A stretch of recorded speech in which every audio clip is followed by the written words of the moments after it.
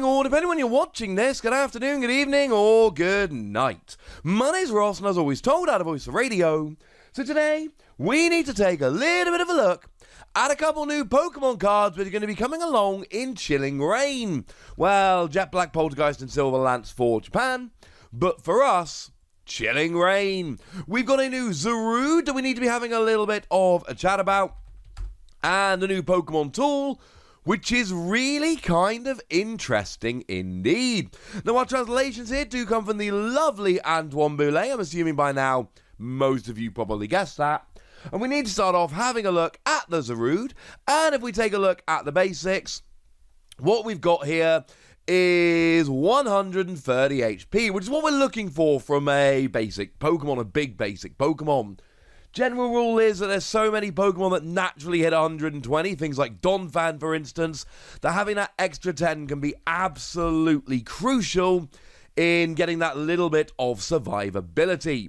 You've got a retreat cost of 2, which isn't ideal, but it does give you free retreat with Air Balloon, so it's really not the end of the world. You've got a weakness to fire, which again isn't ideal, but remember when this comes out, we're going to be moving to a phase where Welder isn't a thing anymore. That's going to be rotating like 6 weeks after this comes out. And maybe Victini will still be a thing. Their attack is generally made for KOing Pokemon Vs, but they will get you here as well because of the weakness. But I don't think it's going to be the worst weakness moving forward. And then being a grass Pokemon doesn't mean you're hitting very much for weakness, unfortunately. But it does actually mean you have that new Cherim, the one from Battle Styles that lets you attach as much grass energy as you like to a non-rule box Pokemon. And this is a non-rule box Pokemon. And yes, you will want to pile energy on with Cherim, but we'll get there in a moment. First attack here, 1 grass energy. And what you do is you search your deck for a grass type Pokemon and put it into your hand. It's alright. It's fine. It's not amazing. It's your attack, but it's not great. Oh yeah, but if you go second and it's your first turn, you search for up to 3 grass-type Pokemon instead. And this is a bazillion times better. Now, let's just imagine that you are playing a Cherim deck. You've already got a couple of Cherubi down. You can search for 2 Cherim and something else, evolve both those Cherim, one to use and one to have there in an emergency, or maybe use both of them intermittently, it's up to you. And the point is, it gives you that extra consistency. Now, it's not perfect. It's your attack, but you're not doing extra damage, any damage at all. That's not ideal.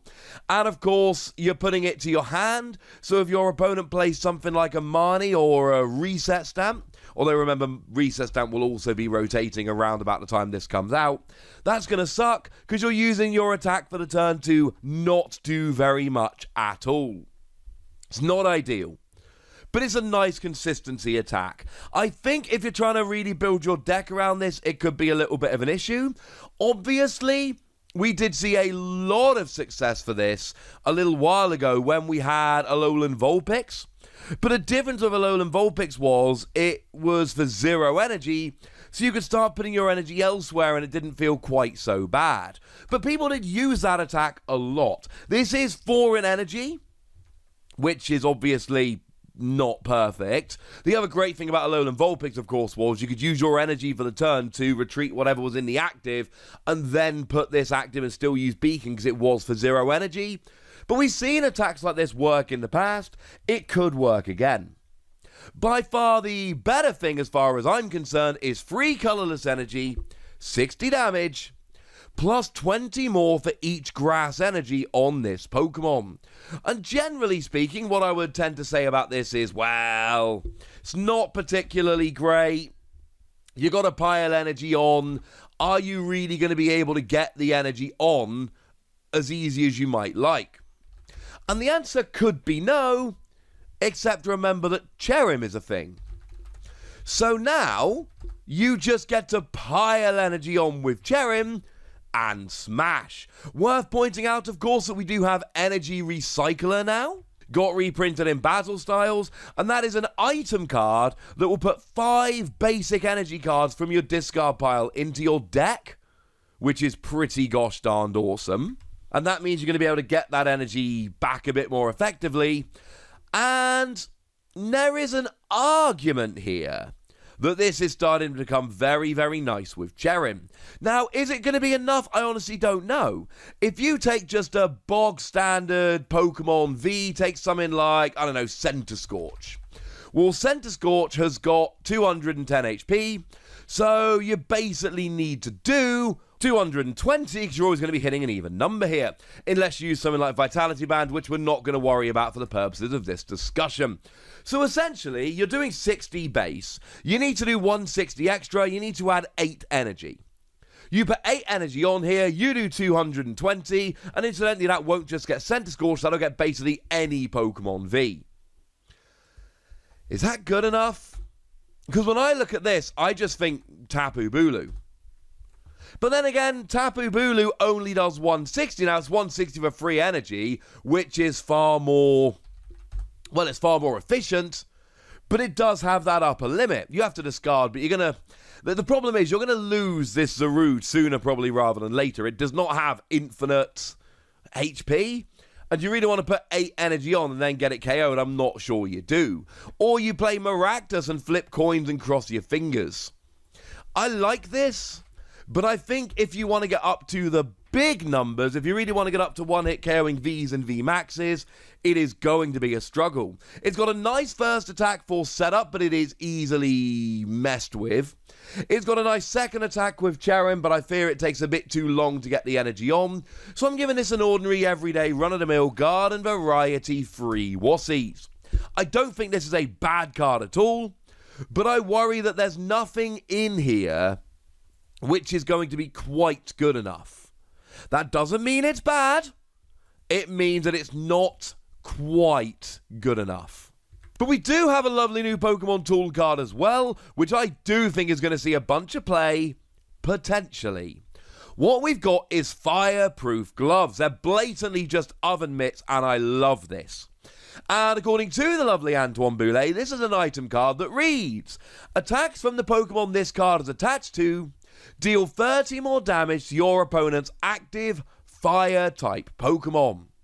So it is a new Pokemon Tool card that specifically does an extra 30 damage, but only to Fire Pokemon. Oh, that's a little bit weird. And the fact of the matter is, we have seen plenty of these kind of tools in the past that have seen play. I've just shown you Vitality Band a moment ago. That only does an extra 10. Muscle Band did an extra 20. That was amazing. And then, of course, we've got weird little things going on like Silver Bangle in the past and Choice Band that did do an extra 30. But, for instance, Silver Bangle was only when you attached it to a non-EX and attacked an EX. And then Choice Band was an extra 30 to GXs and EXs. And this didn't depend on what it was attached to. It could be attached to anything. So we know that doing extra damage on a tool card is good. We've seen plenty of tools in the past that did extra damage, and they worked rather nicely indeed. The big question then becomes, is this good enough? Is the specific mechanics of this card, is that going to end up being good enough? And the answer is, I'm not entirely sure. What it essentially comes down to is really how much play we're going to see from Fire decks moving forward. And I mentioned earlier on in the video that we are losing Welder to the rotation just a few weeks after these cards come out. And there's an argument that that's a little bit of a problem. But then again, it's not like they're going to be absolute garbage. So take something like Centiskorch. Well, you only need 2 energy to start attacking with Centiskorch, and then every time you deal damage, you attach an energy from your discard pile to it. But it's still going to be a lot slower without Welder. Victini V Max only really needs 2 energy to get a one-hit KO on basically any Pokemon V. And you can do that with Turbo Patch or any kind of energy acceleration, bearing in mind that it is 1 fire, 1 colorless. So there's plenty of other stuff you can use to get Victini going. And maybe if Victini does become a powerhouse like it could, this becomes a really, really good card. Honestly, I like this best in water decks. Because water decks are already hitting for weakness, so that extra 30 from Oven Gloves That's what we call it in the UK. Fireproof gloves is apparently what it's called. And Antoine is great with these translations. Actually turns into an extra 60, and an extra 60 damage is great. Do water decks really need another way to hit extra damage to fire? Do they not already have enough of advantage? The answer may well be, well, yeah, what's the deck? They already have enough of an advantage here. We don't really need this, and that would be a fair one. And this is a weird kind of card because honestly, ladies and gentlemen, it is really, really going to come down to a lot of weird factors. It is going to come down to which fire decks are actually good at the moment. And then even there, it's going to really come down to damage. If you can hit 210 naturally, you don't need to do any more to KO a Center Scorch V. But if you naturally hit 180, this is going to be great. If you naturally hit 280, you'll get that KO on Victini V Max where you'd otherwise be a little bit shy. This is a very, very weird card to try and analyze and tell you how good it is, because the honest answer is we don't know. It is going to come down entirely to how much play fire decks actually see, and which other decks we're playing, and whether that extra 30 damage is going to be relevant. So I'm just going to arbitrarily give it 4 Wassies because I think it's cool, and I do think there is a lot of potential here. But do bear in mind, if the metagame goes the wrong way and we don't see much play for fire decks, or we do, but the decks we're playing are getting easy KOs anyway, this is going to end up being rather irrelevant indeed. But I want to know what you think. So let me know in the comment section, would ya? Go nuts! Be nice! And then make sure you like this video, subscribe to this channel, follow me on Twitter at TheWassie, and Twitch for some live action at twitch.tv/PTCG Radio. If you want to support the channel, get some bonus podcasts and all that good stuff, head on over to patreon.com/PTCG Radio, where you can do exactly that. But by far the most important thing as always, look after yourselves till next time, would ya? Thank you very much for watching. My name's Ross, and you've been watching PTCG Radio.